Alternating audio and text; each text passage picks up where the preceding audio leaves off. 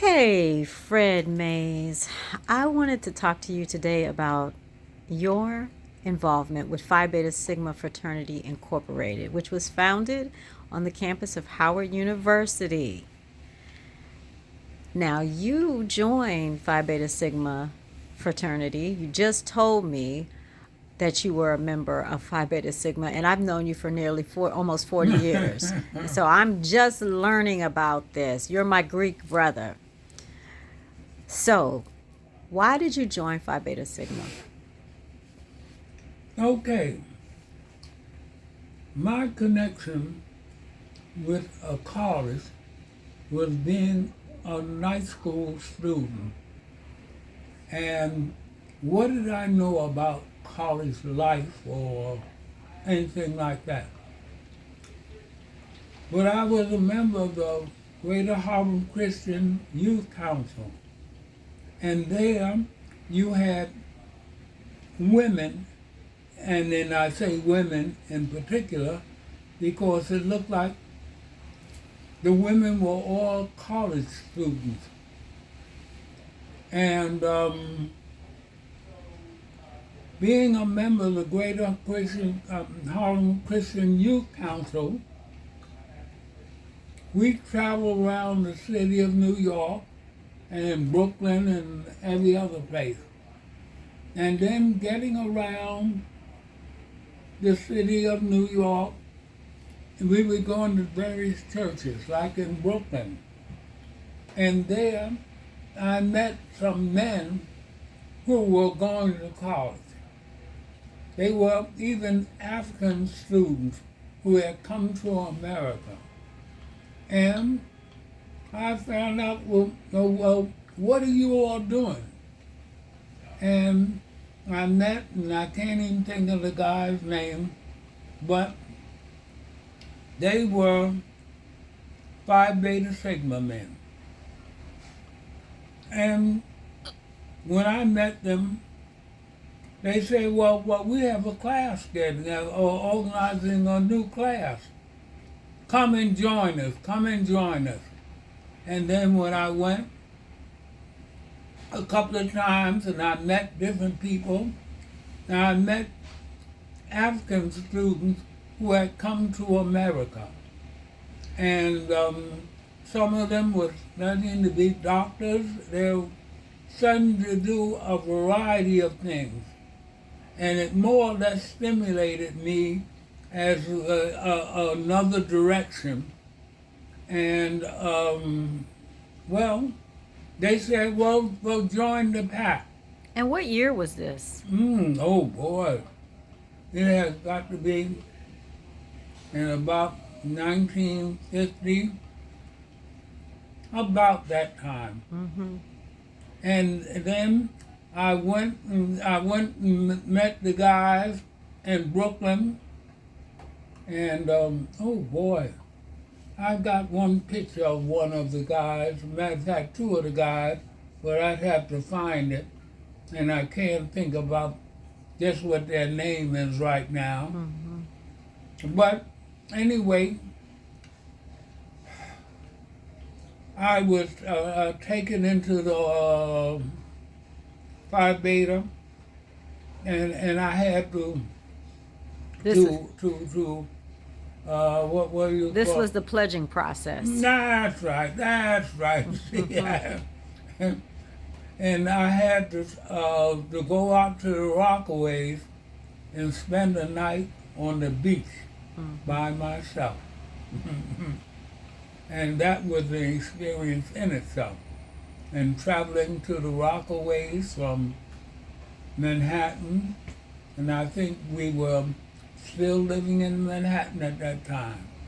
Of course, 1949, we were out here, and my parents, well, this was wartime, and my mother got a job in the Brooklyn Navy Yard as a seamstress. Mm-hmm. My father worked for the Transit Authority. He was a man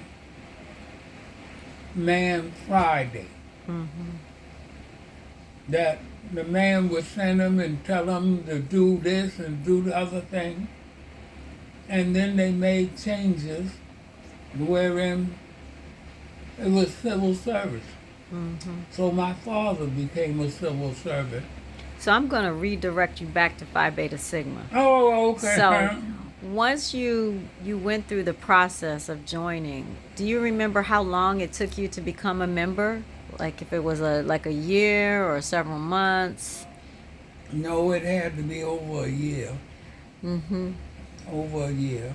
And were And you as I said, I met men who were trying to do something, and some of them were from Africa, and then others were just guys from Brooklyn. And once you became a member, do you have any memories about what it meant to be a member? Like once you became a member, or some of the things that you did as a member? Well, one of the things, I met people who were meeting with success in life. And just to meet people who were doing something more than run the elevator, but seeing that there was an opportunity to do things, and that's what encouraged me to become a teacher. And once I became a teacher, as I looked around, I saw that the hierarchy of teaching, the administrators, were all white folk. And from my experience with Phi Beta, I knew that black folks could achieve such heights and that sort of stuff. And that's what I decided after I became a teacher, to moving on up, moving on up. So the fraternity really helped lay a foundation for you in terms of looking at what's possible in your life and expanding on what your parents gave you, what you saw growing up, and what you wanted for yourself. No question about it, you see, because, well, once again, the men that I knew dropped out of school, and by joining a frat, that meant that there were goals that they had, and some of the goals became my goals. I didn't really keep up with the fraternity because I was a night school student, and I had a job in the daytime, and then you got well, married. Yeah, that's right. That's and you right. started a family. That's right. Yeah. If you could tell your fraternity brothers, a Phi Beta Sigma Fraternity Incorporated, 3 things that you would want them to know, to pass on in wisdom, what would you share with them? 3 things for your brothers. Oh boy. And it could be applied to anybody, but just this is specifically for your brothers. Well, you got to graduate. And you never get finished learning. That's You true. know, and when you go out in the world, you're going to find competition.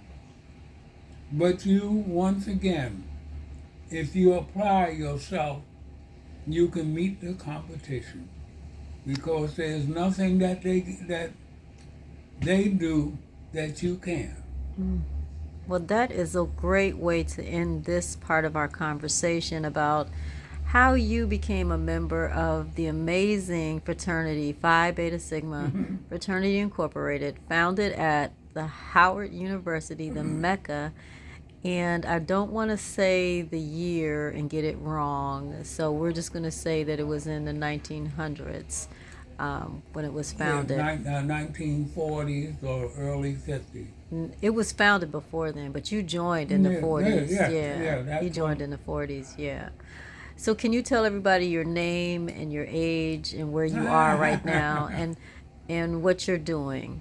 Just how you would describe yourself. So, Well, Frederick D. Douglas Mays Jr. My father was Frederick Douglass Mays, and he evidently was named after Frederick Douglass. and how old are you now in 2023? About to be another. 93, About to be 94.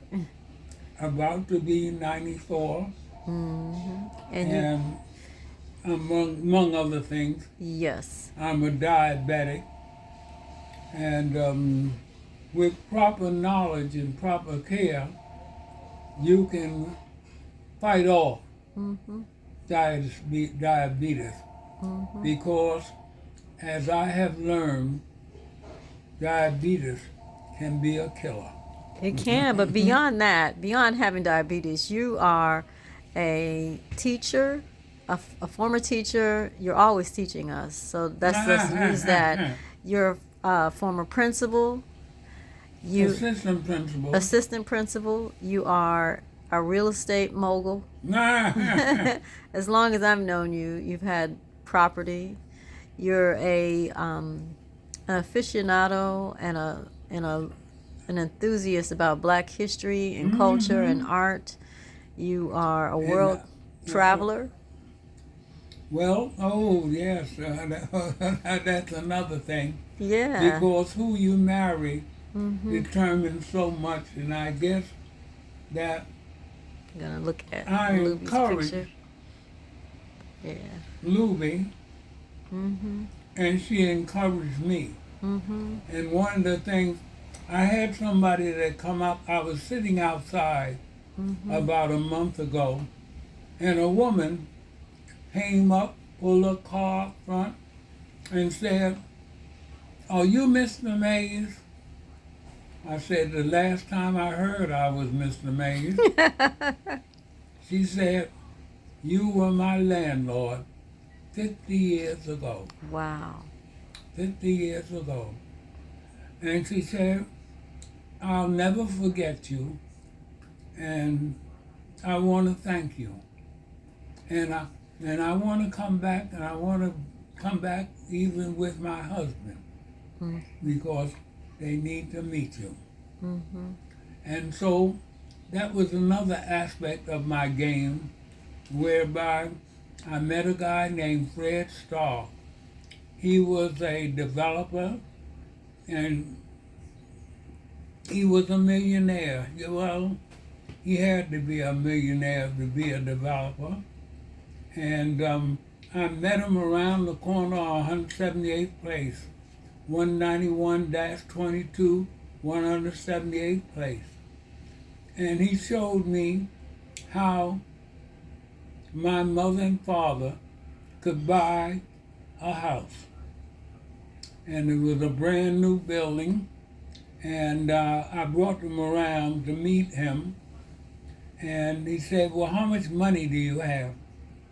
So we told him, my mother and father said, "Well, we got $2,000. He said, "Well, you need $5,000. He said, "But that's all right. I'll show you how it's done." And then at the closing, we got a home improvement loan for $3,000 to put with the $2,000 to make up the $5,000, which was the down payment. Well, I think that I learned something, the manipulation of funds and how they could benefit you. Yeah. So I bought then I came across another house. I didn't even have to do that. By that time I had a job, and I was married, and she had a job, so we had two jobs, and it needed down payment, and I borrowed money from my mother, my father, and my brother, and we put the down payment, and we bought that house. And you've been doing that ever since. And so this is going on. You've been in real estate It sounds like you've been in real estate since the 50s. It's in 1949. Oh, wow, Dad. That That's a long time. And That's 70 something years. And during that time, I've owned about 30 or 40 buildings. I've had mortgages, or at least on 20 or 25 of the buildings. There's been mortgages from $1 million to a mortgage of, well, to assumed mortgage of $250,000. And there you have it, y'all. This is what someone at 93 is still doing, still moving and grooving. Maybe a little slower on some days, but still moving and grooving, using the computer, doing his thing, staying active, and living his best life. Thank you so much for sharing your stories with us, Dad. We love you. Amen. Amen. Amen. Amen. Amen.